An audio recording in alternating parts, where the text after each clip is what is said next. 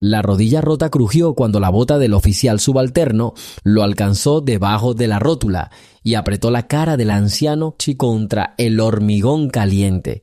«¡Cara al suelo, abuelo!», ordenó el policía pelirrojo con una vena roja en la mejilla. La multitud en la parada del autobús se estremeció. Alguien se tapó la boca, otro levantó el teléfono. Un destello brillante parpadeó sobre el asfalto ennegrecido. El sol había calentado la calle hasta un silbido blanco. El olor a betún derretido se mezclaba con el sudor y un miedo eléctrico. El anciano de la chaqueta militar gastada no opuso resistencia. Sus dedos temblaban impotentes ante las esposas, mientras los grilletes de acero se cerraban con un chasquido seco. «Está detenido por resistirse a la autoridad y comportamiento sospechoso», anunció el segundo, un hombre corpulento, presionando la rodilla contra los omóplatos del detenido. Un galón agrietado en la chaqueta brilló con hilo dorado, pero los oficiales fingieron no darse cuenta.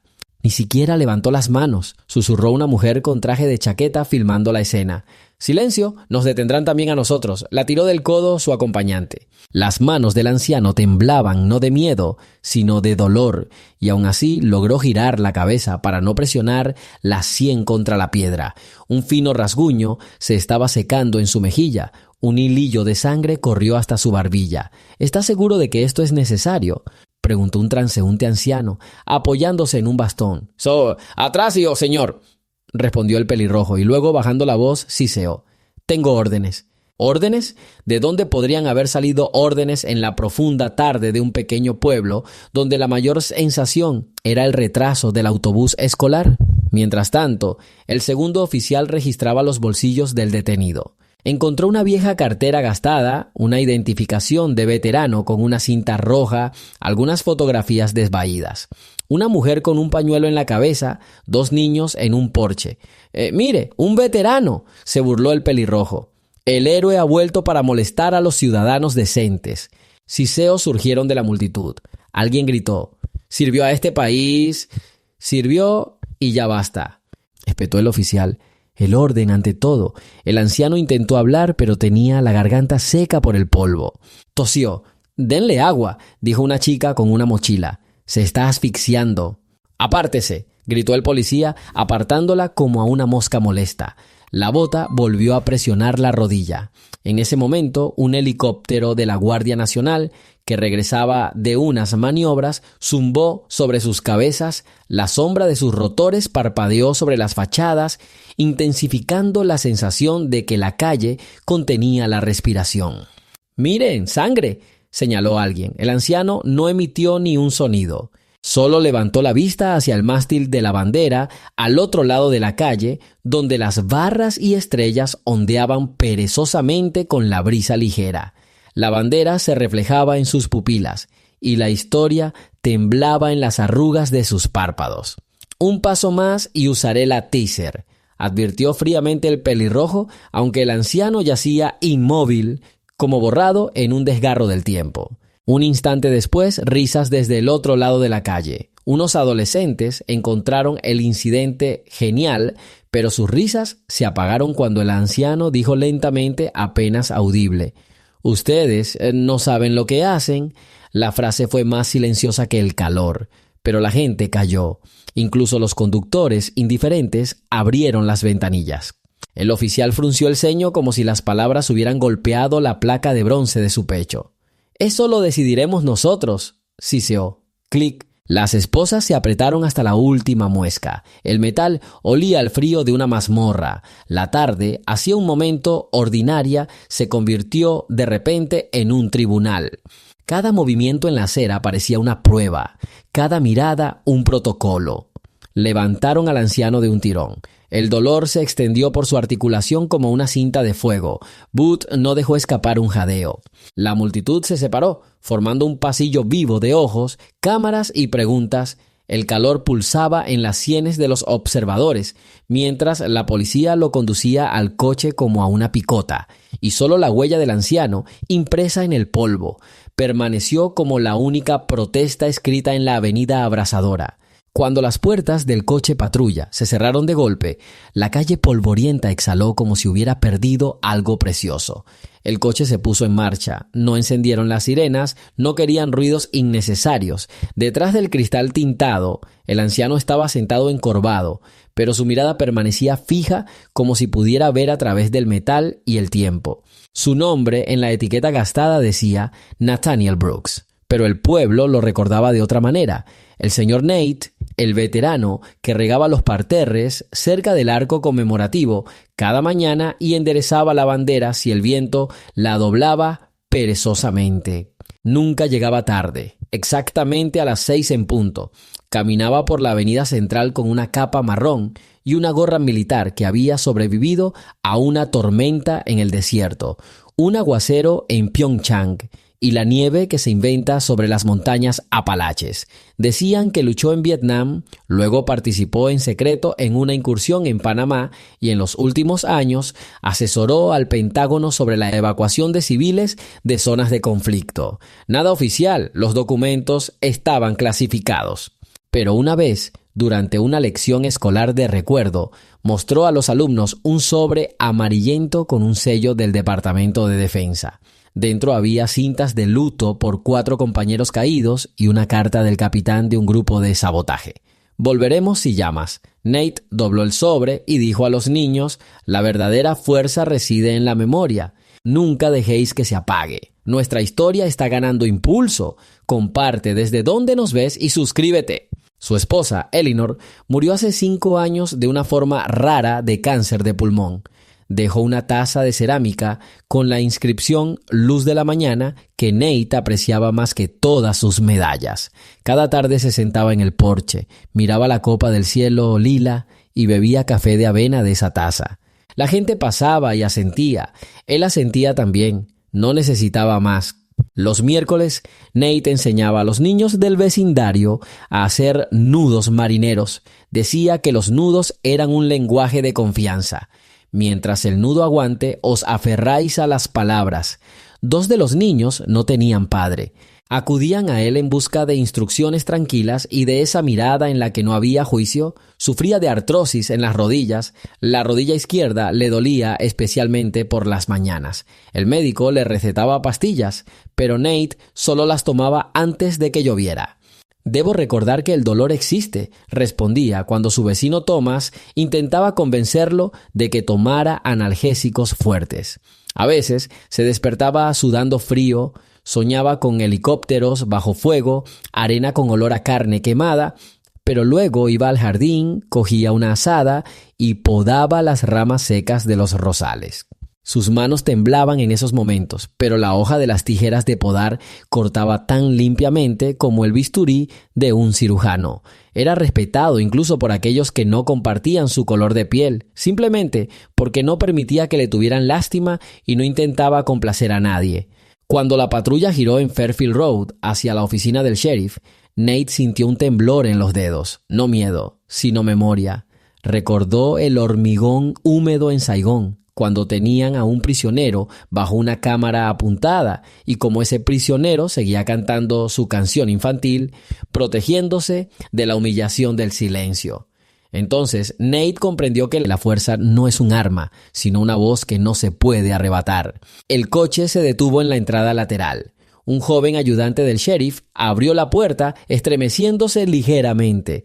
Miró al anciano y dijo en voz baja: «Disculpe, señor, me obligaron». Nate asintió. Fue un gesto breve que contenía cicatrices y deber. En el pasillo de la oficina olía a tinta y a linóleo viejo. Goteaba agua del techo. Una tubería defectuosa. Un tablero de honor se extendía por las paredes. Fotografías de sonrisas amables. Uniformes azul oscuro. Los empleados pasaban sin mirar al detenido. Parecía que las propias paredes estaban avergonzadas. El sheriff Gordon Miller, un hombre con dedos desgastados y 3 décadas desde la academia, salió de su despacho ajustándose el cinturón. Miró al detenido y sonrió con desdén. «¿Usted otra vez?» Su identificación no le da derecho a estorbar a la patrulla. «Solía dármelo», respondió Nate. «Un pasado lejano». Miller hizo un gesto de desdén, firmando un documento. Por muy héroes que fueran, El presupuesto de la ciudad no alcanza para tolerar a sus fans. La secretaria introdujo los datos en la base. Un triángulo rojo parpadeó brevemente en el monitor y luego se apagó. Nadie prestó atención. Llevaron a Nate a una celda de detención preventiva. El bloque de la puerta de acero resonó. En el suelo, solo un banco y una manta rota. Se sentó, estiró la pierna dolorida. A través de los barrotes se veía la sala de guardia. Los policías bebían café, reían. Uno de ellos, James Harris, sostenía la identificación de veterano y el galón sacados de su bolsillo. Los agitó como un trofeo. «Los viejos tiempos han pasado», dijo Harris. «Ahora hay otros héroes». Nate no respondió. Escuchaba el zumbido del aire acondicionado, contaba los latidos de su corazón. 15 minutos después de la detención, una señal plana de teléfono resonó por el pasillo. El sargento de la zona de recepción gritó con voz ronca. «¿Qué demonios?» Chicos, miren, 3 todoterrenos negros sin matrícula se acercaban a las puertas de entrada y de la curva, como si saliera de un espacio inverso, apareció un vehículo blindado de transporte de personal, Stryker, con el emblema de un tridente azul en el lateral, el símbolo de una unidad sobre la que la prensa solo había escrito una vez, y con muchos cuadrados negros en la foto. Un pitido agudo sonó por la radio. Código 201, máxima prioridad. El oficial del mostrador palideció. Una gota de sudor le resbaló por el cuello. El sheriff Miller salió al patio, donde hacía unos momentos dormitaban pacíficamente los coches patrulla. Ahora, botas militares de la policía militar se deslizaban por la grava. «¿Quién dio permiso?», gritó Miller. En respuesta, un oficial con una placa plateada le entregó un sobre. «Firmas del general Scott. Tenemos 3 minutos para entregar al detenido». «¿Qué detenido?». El sheriff no terminó de hablar cuando un helicóptero Black Hawk se cernió sobre el tejado, levantando un torbellino de papeles y tejas. Los oficiales que una hora antes habían estado restregando polvo en la rodilla del veterano, ahora estaban pegados a la pared como escolares delante del director. El sheriff Miller intentó recomponerse y se dio cuenta de que la corbata lo ahogaba.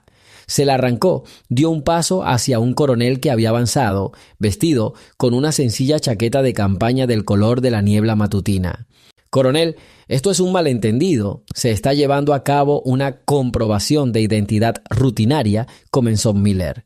«Ya no hay malentendido», interrumpió el coronel, comprobando su tableta con un código de firma holográfico. «Su jurisdicción queda suspendida hasta la conclusión de la investigación federal. Deme acceso al prisionero Nathaniel Brooks». Miller vaciló. El nombre sonó como el tañido de una campana en una iglesia vacía. Los oficiales se quedaron helados. Alguien susurró: «Solo es un vagabundo». «Es un exconsultor de la División de Operaciones Encubiertas del Departamento de Defensa», declaró secamente el coronel. «Y hoy debía llegar a Fort Belvoir a las 17:00 horas para una sesión informativa sobre la protección de los veteranos. Usted interrumpió una misión federal». Nate oyó los ruidos del exterior, el bajo rugido de los motores diésel, el agudo silbido de los sistemas de frenado, pero su rostro permaneció inmóvil, como una campana de alarma de bronce. Estaba sentado en el banco, con las palmas de las manos apoyadas en las rodillas. La cerradura de acero resonó. Un teniente de la policía militar apareció en la puerta. «Señor, ¿puedo entrar?».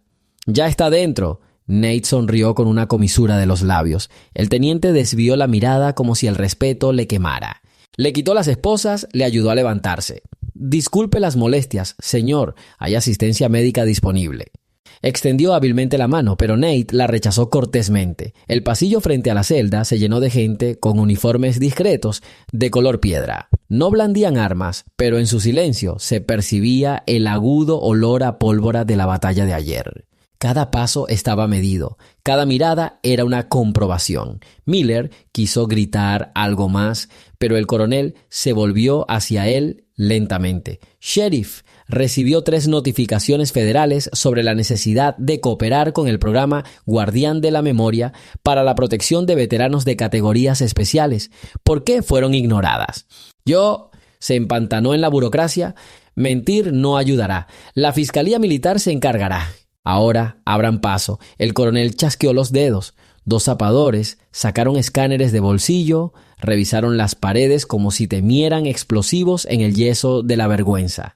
Cuando se aseguraron de que era seguro, sacaron a Nate a la antesala. Una fila de policías atónitos se extendía por el pasillo. James Harris todavía sostenía el galón. Avanzó. «Señor, yo no sabía». Nate se detuvo, miró a Harris. Ojos jóvenes, piel aún no curtida por la rutina del servicio. Luego, con mucha calma, extendió la mano. Harris devolvió el galón como si entregara una bandera a un regimiento. «Recuerda, soldado», dijo Nate en voz baja, «respeta lo que no entiendes. Te salvará la vida». Harris asintió. Sus labios temblaban. En ese momento, una sirena de alarma resonó por el edificio. Alguien había activado el cierre interno. El sheriff, sintiendo que perdía la compostura, pulsó el botón rojo de bloqueo, esperando ganar tiempo. La unidad especial neutralizó su intento en 15 segundos. Un ingeniero abrió el panel, cortó el cable de alimentación e insertó un bypass temporal. Las puertas se abrieron. El coronel se volvió hacia Miller. Sus acciones se califican como intentos de obstrucción. Hace 30 años, tal vez se habría salido con la suya. Hoy, no. Los hombros de Miller se hundieron. Sonaron las esposas, ahora en las muñecas del sheriff. En el patio, donde el aire aún conservaba el olor a hierba recién cortada de la mañana, Nate dio su primer paso sin apoyo. El vehículo blindado Stryker apagó el motor. El silencio se hizo denso, como una manta militar. Los pájaros en las copas de los árboles se quedaron helados. El coronel hizo una señal. Un médico militar con un escáner portátil se acercó al veterano. Una onda de cortos rayos infrarrojos recorrió su pierna. Nate señaló su rodilla. «Ahí hay un viejo fragmento de metralla». «No lo toquen, estoy acostumbrado». «Lo llevaremos a la enfermería del fuerte en 20 minutos», respondió el médico. Nate negó con la cabeza. «Primero los niños». El coronel hizo una mueca. «Señor, la oficina de veteranos ya evacuó a sus protegidos del campamento escolar. No esos niños, los que están de uniforme, necesitan un ejemplo de cómo mantenerse en pie cuando te empujan». El coronel asintió lentamente, comprendiendo. Detrás del cristal de la sala de conferencias del cuartel general temporal, los oficiales revisaban las grabaciones de los teléfonos de los testigos. Un vídeo mostraba al patrullero pelirrojo golpeando la cabeza del anciano contra el capó. Otro mostraba a Miller firmando papeles con indiferencia. Los datos se comparaban con la base de datos federal sobre violencia ilegítima. Cada vídeo estaba marcado con un marcador amarillo. Incidente confirmado. La indignación pública en 10 minutos superó las cifras del caso del año pasado en Luisiana, informó un analista. «Que la supere 100 veces», respondió el coronel. «Pero sentirán el poder aquí, no en las ondas». Mientras los interrogatorios hervían dentro del departamento, Nate estaba sentado en una furgoneta médica. La medicina le quemaba en la vena. El médico le tomaba la presión. De repente, la puerta se entreabrió. Entró el general de división Robert Scott, canoso como el polvo del camino. Se quitó la gorra y se sentó a su lado. «Perdona por armar jaleo otra vez, hermano». «No soy hermano de su bloque», objetó Nate en voz baja. «Soy su recordatorio de que la guerra no ha terminado». El general asintió. «Tenías que estar en Belvoir. Tenemos audiencias pendientes sobre los beneficios para los veteranos sin hogar». «Tu discurso será más fuerte», interrumpió Nate, «si empieza aquí». Scott miró el edificio del departamento, donde los reflejos de las luces intermitentes corrían por las ventanas. «Aquí hace calor. Que derritan el óxido», respondió el veterano. Guardó silencio y a su alrededor los ventiladores de la máquina zumbaban como las hélices lejanas de aquella guerra que el país se avergonzaba de recordar. En la sala de reuniones provisional, en sillas plegables, colocadas temporalmente, los oficiales leían los protocolos de cese de funciones. James Harris, aún sin recuperarse de su propio miedo, redactó un informe sobre el uso excesivo de la fuerza. Su firma temblaba. El coronel asintió con aprobación. «Su valentía está documentada, oficial. Aproveche la oportunidad de decir la verdad». Harris comprendió. Hoy redefiniría su carrera. Posiblemente rompería su propia comprensión del uniforme y el deber. Al otro lado de la mesa estaban sentados dos fiscales militares. Uno preguntó: ¿admite que se infringió la instrucción de servicio? Miller se estremeció, recordando cómo la antigua sensación de impunidad le había quemado con dulce libertad. Ahora se había convertido en un sabor metálico. La cámara volaba ante sus ojos. Un teléfono jadeante, un botón rojo, miedo. Lo admito. Mientras tanto, una manifestación espontánea se había congregado en la entrada del edificio. Las chicas mayores del coro de la iglesia local instalaron altavoces y cantaron en voz baja el antiguo himno «Los tiempos difíciles pasarán», tratando de no susurrar, pero tampoco de gritar. Veteranos de pueblos vecinos salían de sus coches, se llevaban las manos al corazón. Uno de ellos trajo una bandera doblada, arriada en Irak. La desenrolló en los escalones del departamento y las franjas rojas y blancas se extendieron sobre el hormigón absorbiendo el calor. Un anciano teniente de la Fuerza Aérea, que había perdido un ojo, sostenía un cartel: «Protegeremos a los nuestros aunque los hayan olvidado». Su voz era ronca pero firme. El coronel, saliendo un momento, vio a la multitud.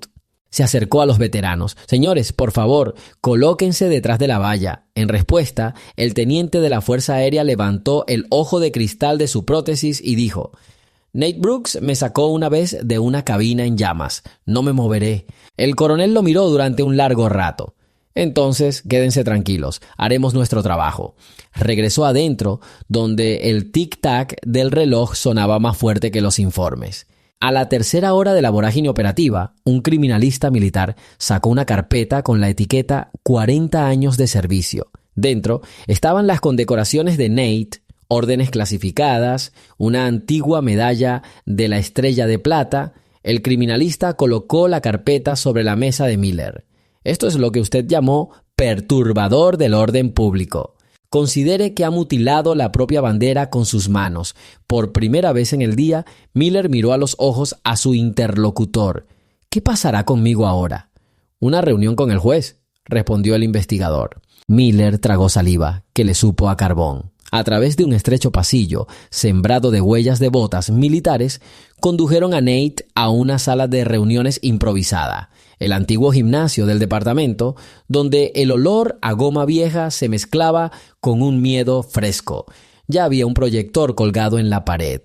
En la pantalla brillaba un mapa del estado, atravesado por puntos rojos que indicaban lugares de presunto abuso de fuerza contra veteranos afroamericanos. El coronel hizo clic con el puntero. «Señores, la misión Voz de Honor está activada. Nate Brooks es nuestro asesor y testigo vivo. Estamos aquí porque cada banderita en este mapa no es solo una estadística. Es un nombre, una historia y un juramento roto».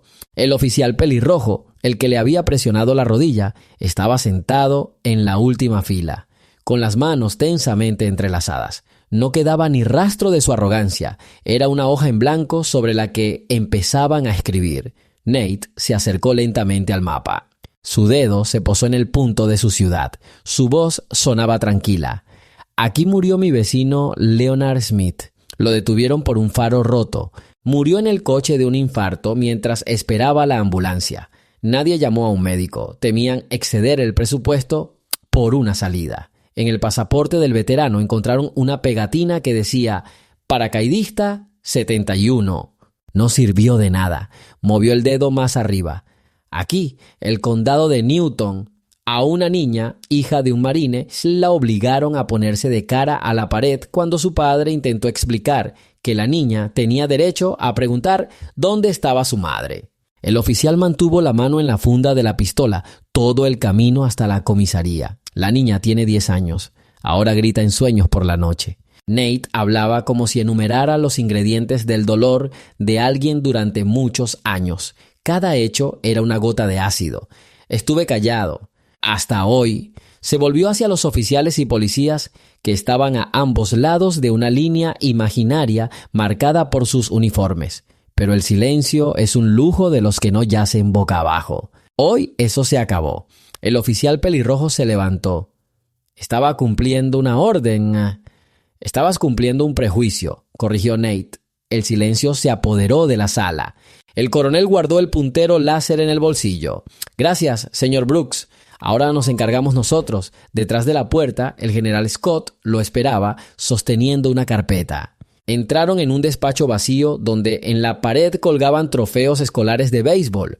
Alguna vez los niños se los llevaban allí para presumir de sus logros. Ahora allí se guardaban trofeos de otro tipo, archivos temporales con quejas. «Nate, ¿estás listo para declarar?», preguntó Scott en voz baja. «Estoy listo para que aprendan a escuchar», respondió Brooks. El general le entregó una foto, varias páginas escaneadas con las firmas de senadores, una garantía de que en la próxima sesión del Congreso el veterano tendría la palabra. «Si quieres podemos llevarte a casa, o directamente a Fort Belvoir. Primero quiero terminar aquello por lo que vine aquí», dijo Nate. «¿Y para qué? Para que el niño que mañana vea el uniforme de un policía no busque la pared más cercana para protegerse». Scott guardó silencio. Estaba dicho, en la celda de detención, donde Miller estaba sentado ahora en el mismo banco que una hora antes había ocupado el veterano, le entregaron un papel al cabo de policía. Renunciar al derecho a guardar silencio significa la posibilidad de colaborar con la investigación. Miller firmó, comprendiendo lo ridículo que sonaba en su cabeza el orden invertido del mundo. «Nadie pensó que todo llegaría tan lejos», le dijo al detective de la fiscalía. «¿Nadie? ¿O usted personalmente?», aclaró el detective. Miller recordó cómo 15 años atrás había despedido a un sargento degradado por intentar notificar a la Inspección Federal sobre palizas en la celda. «No saques los trapos sucios a relucir», había dicho entonces.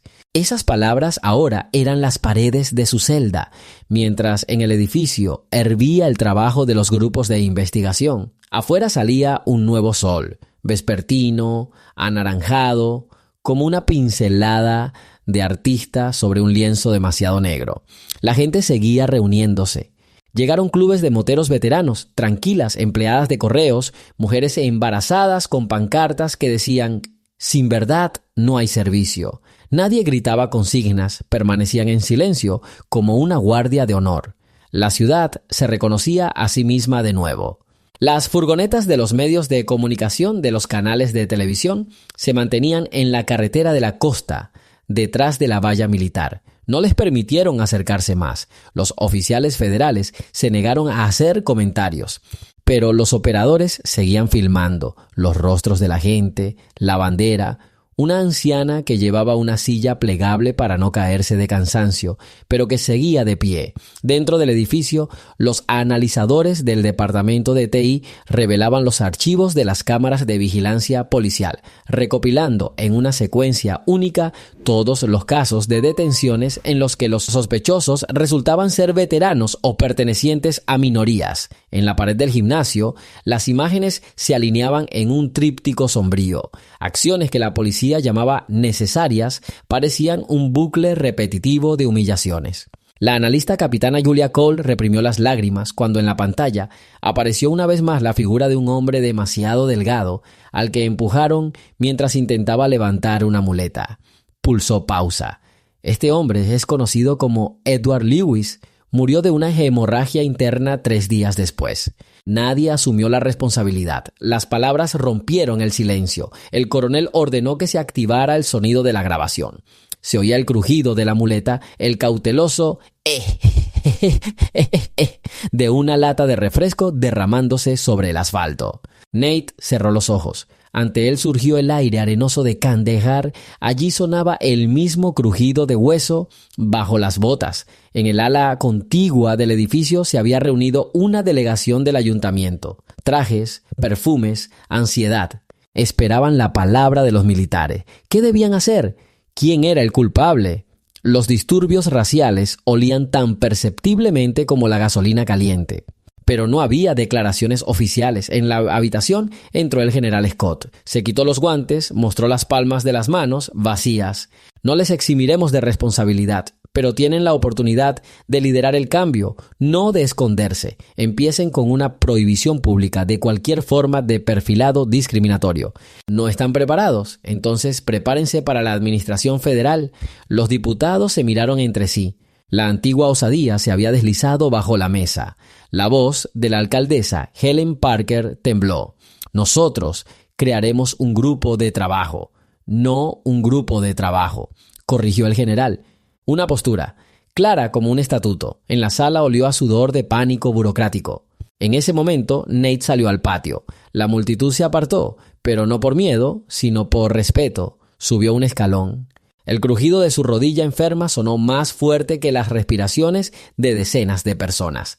Parecía que todo el día había transcurrido solo para llegar a esta parada, donde un hombre con cejas encanecidas diría lo que tanto temían escuchar.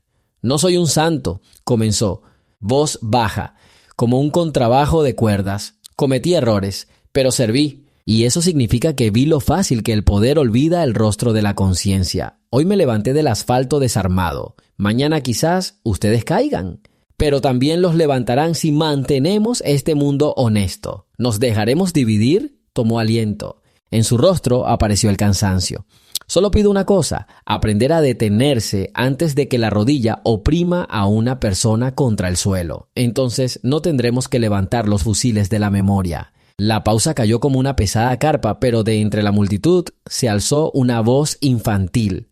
Una niña de unos 7 años, con el pelo adornado con cuentas blancas. «Gracias, abuelo». Nate sonrió casi imperceptiblemente. «Algún día se lo dirás a otro. No lo olvides». El coronel le hizo un gesto para que volviera adentro, pero Nate levantó la mano. «Quiero unos minutos más», miró al oficial pelirrojo, que ahora estaba en la cadena de detenidos. El joven bajó la mirada, pero Nate se acercó a él. «¿Y ahora qué, hijo?» «El juicio», susurró el oficial. «No, ahora, la elección. Puedes seguir siendo el que me aplastó la rodilla, o convertirte en el que algún día saque a un anciano del fuego. El juicio te dará una oportunidad, y tú, date una oportunidad a ti mismo». Con estas palabras comenzó una talla en el alma de muchas personas, invisible pero real. Más tarde, en plena noche, las ambulancias trazaron el camino hacia Fort Belvoir con un convoy. En la cabina del vehículo médico viajaban 2 héroes de épocas diferentes, Nate y la enfermera Lana Wilson, que había servido como médica en Siria. Ella le curó los rasguños y, mirando sus cicatrices, preguntó: «¿Por qué arriesgaste tanto, tantas veces?» «Para que pudieras hacer esa pregunta», respondió Nate. Lana sintió y cerró su cuaderno. Sus ojos brillaban. La autopista parecía interminable, pero cada milla era una promesa de cambio. La mañana en Fort Belvoir comenzó con el sonido metálico de una corneta. El campamento despertaba lentamente. Alguien revisaba las cajas fuertes de las armas, alguien limpiaba la cubierta de la pista de helicópteros. Pero el punto principal era el centro de conferencias de ladrillo blanco, donde a las 8 en punto confluían inspectores generales, periodistas del Grupo Federal y miembros del Comité de Asuntos de Veteranos. Nate Brooks estaba sentado en una silla junto a la pared con una venda apretada en la rodilla. Había preparado un breve discurso, sin acusaciones, sin consignas ruidosas, solo hechos y una petición. Sobre sus rodillas descansaba aquella misma taza de luz de la mañana. Lana Wilson le sirvió té caliente. «Señor, el café se enfría», dijo ella en broma. «El té también anima cuando no duermes en toda la noche», respondió él. El general Scott estaba en el estrado, sosteniendo el orden del día de la reunión.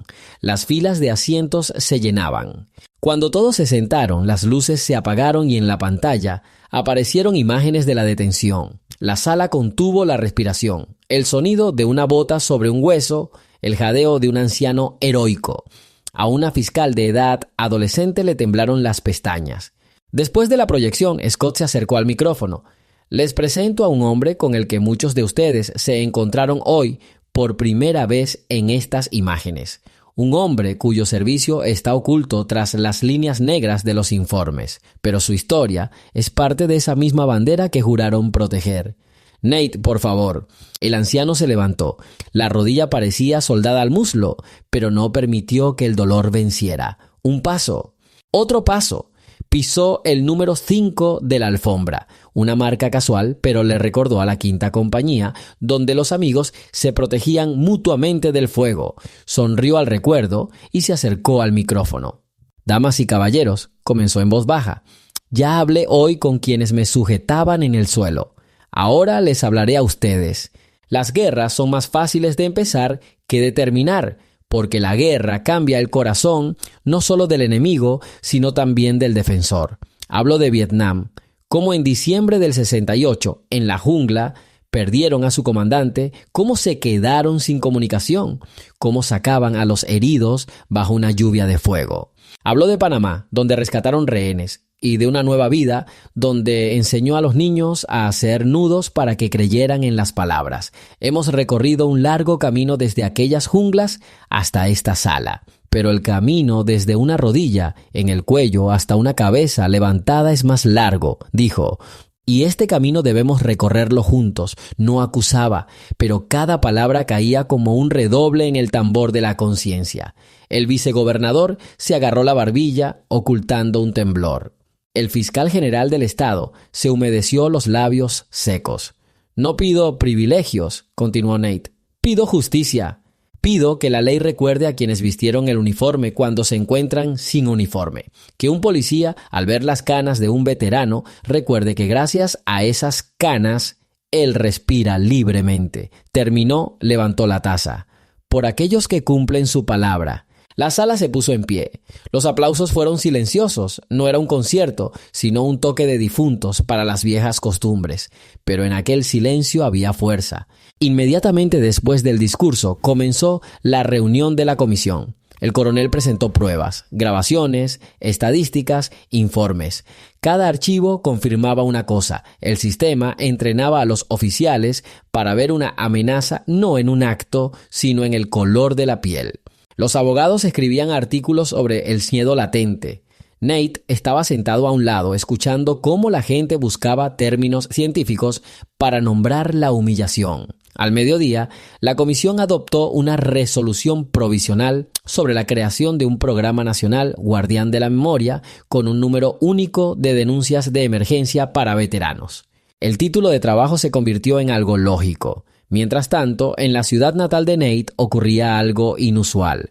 Unos adolescentes repintaron la pared abandonada de un invernadero con un grafiti, la sonrisa de un anciano con gorra militar y debajo las palabras: levantamos a quienes nos levantaron.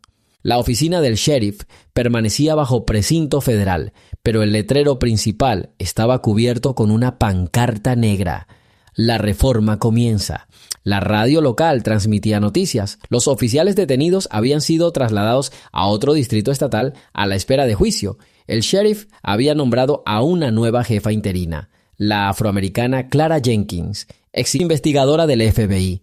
Para muchos residentes esto fue un shock, para otros un soplo de aire fresco. En Fort Belvoir por la noche se celebró una cena tranquila en el comedor, sin brindis, sin orquesta.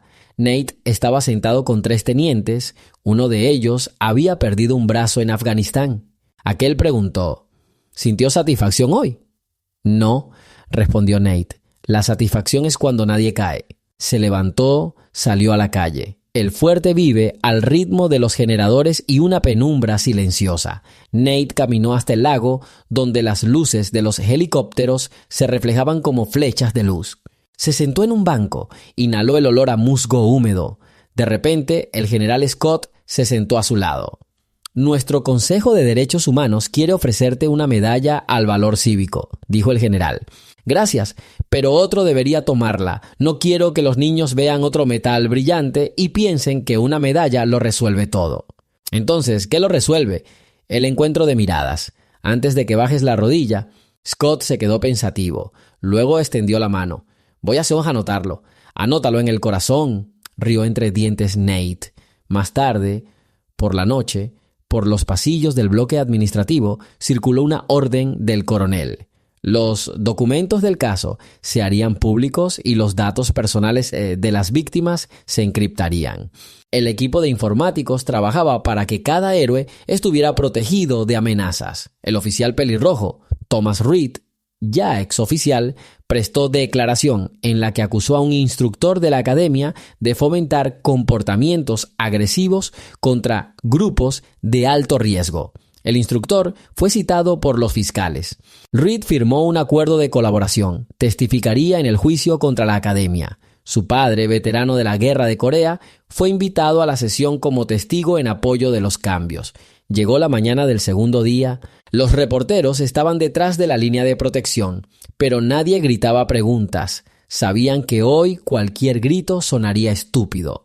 Rachel Sanders, periodista del Washington Post, simplemente anotaba en su cuaderno: dignidad contenida, nuevo titular. En la sala del cuartel general, el general Scott entregó una carta a Nate. El Departamento de Defensa de los Estados Unidos expresa su gratitud por su postura de principios. Nate recorrió con la mirada el papel, lo dobló por la mitad. Oficialmente, eres libre de irte a casa, el coche está listo, dijo el general. El hogar está donde los niños aún no han tenido tiempo de decepcionarse, respondió Nate. Volveré más tarde, ahora a la escuela. Fueron al centro de rehabilitación del distrito, donde se reunían los cadetes adolescentes. Scott conducía el todoterreno. Nate iba adelante. ¿Para qué necesitas ir con los cadetes?, preguntó el general. Quiero mostrar que la fuerza reside en la templanza, dijo Nate. En la sala de rehabilitación olía a cera del suelo y a entusiasmo juvenil. Decenas de adolescentes se alinearon cuando entró el anciano. No habló mucho tiempo. Se quitó el galón de veterano y lo puso sobre la mesa. ¿Ven? Esto es tela. No significa nada hasta que una persona la llena de sentido. Quiero que llenen su uniforme con la costumbre de proteger, no de atacar. Uno de los cadetes levantó la mano. Señor, ¿cómo no tener miedo? Se puede tener miedo, respondió Nate. Lo importante es recordar que aquel a quien temes también es una persona. Empieza por ahí. Ese mismo día volvió a sonar el teléfono del general. Un juez federal había fijado la fecha de las audiencias preliminares para el lunes siguiente. A Miller y al pelirrojo Reed se les imputaban cargos por abuso de poder y conspiración criminal basada en prejuicios raciales. A Reed, por colaborar, le correspondía una medida condicional. Miller miraba la pared de su celda. Hacía tiempo que alguien había grabado con un cuchillo la palabra verdad. Ahora lo observaba. Hacia la tarde, Nate llamó al refugio donde vivían veteranos sin hogar. El director, un ex desertor retirado, contestó el teléfono. ¿Qué pasó, amigo? Hoy derribamos la puerta, respondió Nate. Entonces mañana quitaremos el umbral, rió el director. La risa era áspera, pero viva. Los documentos del programa Guardián de la Memoria se enviaron al Senado. Los periodistas lo llamaron el acto legislativo más rápido en el ámbito de los derechos de los veteranos en 2 décadas. En la calle, junto a la estatua del soldado desconocido, se acumulaban velas. La gente escribía: estamos con Nate, pero el propio Nate estaba sentado en un autobús entre 2 escolares, explicando cómo hacer correctamente un nudo de 8 doble con una cuerda. El nudo se mantiene mientras cumplas tu palabra, repitió. El sol se ponía. En el horizonte se agitaba una tormenta, pero el aire era cálido, como una promesa. Nate miraba por la ventana. Veía cómo las sombras de los árboles corrían por los campos. Comprendía, el camino acababa de empezar. Por la noche, el general Scott recibió una llamada de Washington. La voz del ministro de Defensa informó: hemos encontrado financiación. El programa sigue adelante. Scott salió al balcón del cuartel, marcó el número de Nate. ¿Duermes? Los viejos no duermen, dormitan. Para recordar que aún están vivos, respondió Brooks. Han asignado el presupuesto, has ganado. Yo no gano. Yo recuerdo, dijo Nate, y gracias por recordárselo a ellos también. 3 días después, el Tribunal Federal dictó una orden. Todos los casos de violencia contra veteranos afroamericanos en el estado serían revisados. La niña del condado de Newton recibió una carta personal del fiscal general con una disculpa. La familia de Leonard Smith, una indemnización y una investigación. La orden establecía: cada departamento debía adoptar un memorando de juramento de hombro igualitario. En las noticias, un presentador dijo: un anciano con una rodilla enferma cambió la ley. Pero Nate, sentado en su casa, apagó la radio. No quería una nueva leyenda. Quería silencio. La mañana en la ciudad amaneció transparente, como si la lluvia nocturna hubiera lavado todos los ruidos. En el porche de una casita con barandillas encaladas estaba sentado Nate, envuelto en una manta de color caqui desvaído. En la mesita de al lado se enfriaba un café de avena en una taza que decía «Luz de la mañana». Un carbonero picoteaba una miga de pan, ladeando la cabeza como si quisiera oír el tic-tac de su reloj. El anciano miraba la estrecha callejuela donde crecían las acacias. Estos árboles tenían tantos años como sus rodillas. Escuchaba cómo el viento susurraba entre las hojas y recordaba el ruido de los neumáticos de un vehículo blindado. Y comprendía, ambas músicas eran necesarias para recordar el camino. Detrás de la valla apareció un autobús escolar. La puerta se abrió y de la primera baja escalerilla saltó un niño de unos 10 años, delgado y pecoso. Llevaba en las manos una postal de cartón. Se acercó a la verja y llamó tímidamente. «Señor Brooks», llamó. Nate se levantó, el dolor en la rodilla se lo recordó con una breve punzada carbonizada. Bajó los 3 escalones de madera y abrió la cancela. «Soy Daniel. Papá dijo que usted salvó a mi tío hace muchos años. Él envió esto». El niño le tendió la postal. Nate la tomó. En el anverso había dibujada un águila que sostenía en sus garras una cadena rota. Dentro, con letra cuidada, «Gracias por seguir manteniendo la línea. Firma, Capitán Marcus Long». El anciano sonrió y se llevó la postal al corazón. «Dile a tu tío, la línea no la sostienen mis manos, la sostienen los que vienen después». Daniel guardó silencio un momento y luego preguntó: «¿Es difícil mantener la línea?» «A veces», respondió Nate, «pero es más difícil soltarla». Sacó del bolsillo un trozo corto de cuerda y se lo mostró al niño. «Mira, tomas el extremo, lo pasas por el lazo, haces un 8 doble, el nudo sale fuerte, pero se puede desatar si entiendes cómo. Así es con la línea, firme, pero no para siempre. Lo importante es pasarla a otro a tiempo». Estaban de pie bajo el sol y el mundo parecía ajeno a los demás ruidos. Nate le tendió la cuerda al niño, él la guardó en su mochila como si custodiara un importante secreto. «Me voy, el autobús espera», dijo Daniel. «Ve», asintió Nate. «Y recuerda, mantener significa recordar». El niño echó a correr. La calle engulló sus pasos. Nate volvió a la mesa, se sentó, levantó la taza. El café ya se había enfriado, pero el sabor le pareció especialmente intenso. Miró al cielo. Allí flotaba lentamente un avión de transporte. Una blanca estela de vapor se disolvía en el azul. El anciano dijo en un susurro como una oración: «Mantenemos». Dejó la taza y se recostó en el respaldo de la silla. El viento llamó al carrillón de la casa bajo el alero, que sonó muy bajito, como si temiera perturbar sus pensamientos. En el patio vecino, el señor Thomas cortaba el césped. El sonido de las cuchillas de la segadora recordaba una marcha, pero en esa marcha no había hostilidad. Nate pensó en Miller. El juicio estaba fijado para noviembre y Miller tendría un abogado. El anciano no le deseaba ningún mal, le deseaba una lección aprendida. A veces, el castigo es ver tu propio reflejo a la luz del día, sin uniforme. Pensó en el pelirrojo Reed. El muchacho había guardado silencio todos sus años de servicio, hasta que pisoteó la dignidad de alguien. Ahora contaba a los fiscales sobre la cultura del miedo.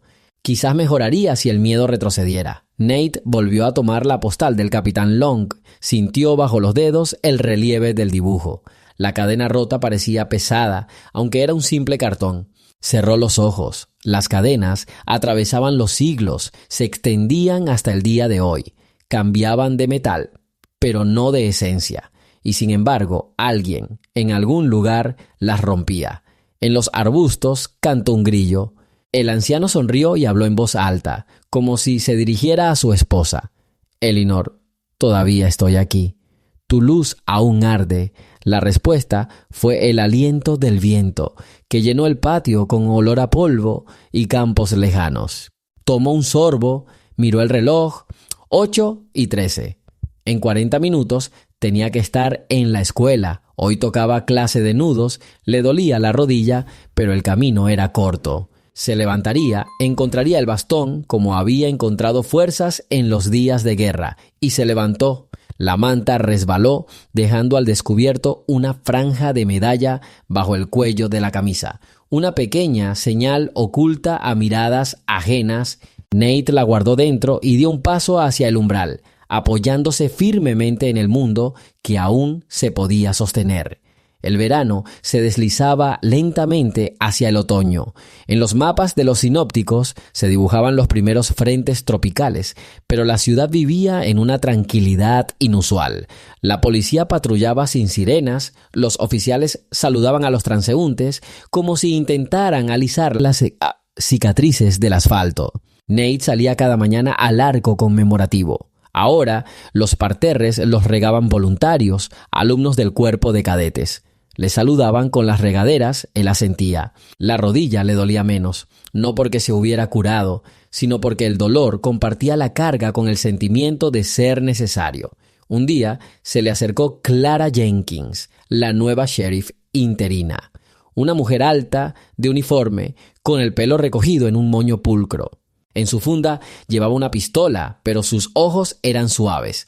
«Señor Brooks», dijo, «me gustaría que hablara ante nuestros becarios, no sobre la guerra, sobre la combinación de poder y servicio».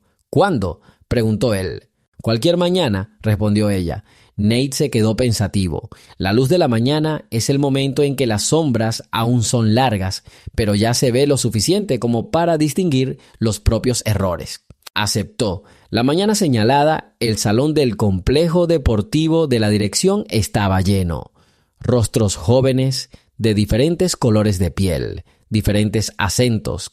Miraban al anciano con curiosidad y ligera contrariedad. ¿Para qué necesitaban a un veterano de 3 guerras cuando había tantas tendencias modernas en táctica policial? Nate salió al centro y levantó la mano. El ruido cesó. Comenzó. En cada uno de ustedes hay un impulso. Reaccionar, salvar, proteger. Pero entre el impulso y la acción hay un instante. Ese instante es su conciencia. Habló de los milisegundos de la decisión. Apretar el gatillo o preguntar el nombre, devolverle el rostro a una persona o hundirla en el suelo. No habló de raza, habló de la costumbre de ver a la persona. «Dense ese instante», dijo. «Porque el instante que le roben a alguien con la rodilla volverá a ustedes en años de pesadillas». Los becarios escuchaban. Uno, un chico alto y rubio, levantó la mano. «Señor Brooks, si nos damos un instante, podemos llegar tarde». «¿Y si el criminal dispara primero?» «El miedo siempre es el primero», respondió Nate. «Pero una persona no siempre dispara. Y si aprenden a ver quién tienen delante, a veces el miedo se rendirá». El chico asintió, pero la duda persistió. Nate no intentó convencerlo. La duda también es el principio del camino. Después del discurso, la sheriff Clara llevó a Nate a su despacho. En la pared colgaba una fotografía de su padre, también veterano. Clara sirvió té. «Quiero que nuestro departamento sea un modelo, pero temo la resistencia de la vieja guardia». «La vieja guardia», dijo Nate pensativo, «sabe respetar la fuerza. Muestra fuerza en la justicia y se unirán. Y si no, entonces se irán. La vida sabe cambiar las guardias». Clara sonrió. En ese momento comprendió que se podía ser firme sin dejar de ser transparente. Mientras tanto, en el Senado se celebraban las audiencias del programa Guardián de la Memoria. Los abogados discutían sobre presupuestos, los conservadores hablaban de la necesidad de no demonizar a la policía. Sí, se levantó el senador Thomas Grew, él mismo ex paracaidista. «Esto no es un demonio, es prevención. Curar una herida es más barato que enterrar a un soldado». La ley fue aprobada por 65 votos. El teletipo imprimió «Aprobada». Cuando Nate regresaba a casa por la noche, vio a un grupo de adolescentes en la vieja fábrica. Pintaban nuevos grafitis, una mano sujetando el arma de otra mano y el lema «Piensa antes de presionar». Una de las chicas se fijó en el anciano. Nos inspiró su historia. ¿Es verdad que llevó a heridos 5 millas cuesta arriba? «Verdad», respondió él, «pero no los llevé yo solo. Nos llevamos unos a otros». Ella sonrió y volvió al bote de pintura. La pintura se extendía uniformemente, como un paso de revista. En casa, en el porche, lo esperaba el coronel. En sus manos un sobre. «Llamada de la enfermería de Belvoir», dijo. «Te han programado un reemplazo de rodilla. Los cirujanos están listos para ponerte la prótesis mañana mismo». «Estoy acostumbrado a esta rodilla», gruñó Nate. «Y los niños se acostumbrarán a que camine sin dolor», respondió el coronel. El anciano miró el parterre. Una rosa había florecido, pétalos del color de la sangre, pero más frágiles. «Lo pensaré», dijo. «Es hora de dejar de acostumbrarse al dolor», dijo el coronel en voz baja y se fue. Por la noche, Nate estaba sentado a la mesa examinando la prótesis en el dibujo. Titanio, fibra de carbono, cerámica, materiales modernos.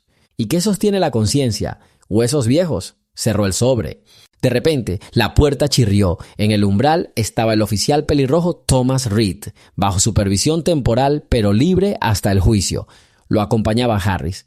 El reloj dio la medianoche, pero los ojos de Reed estaban claros. «¿Puedo?», preguntó. Nate asintió. Se sentaron en el porche. La luna iluminaba la hierba. «Quería decir», comenzó Reed y vaciló.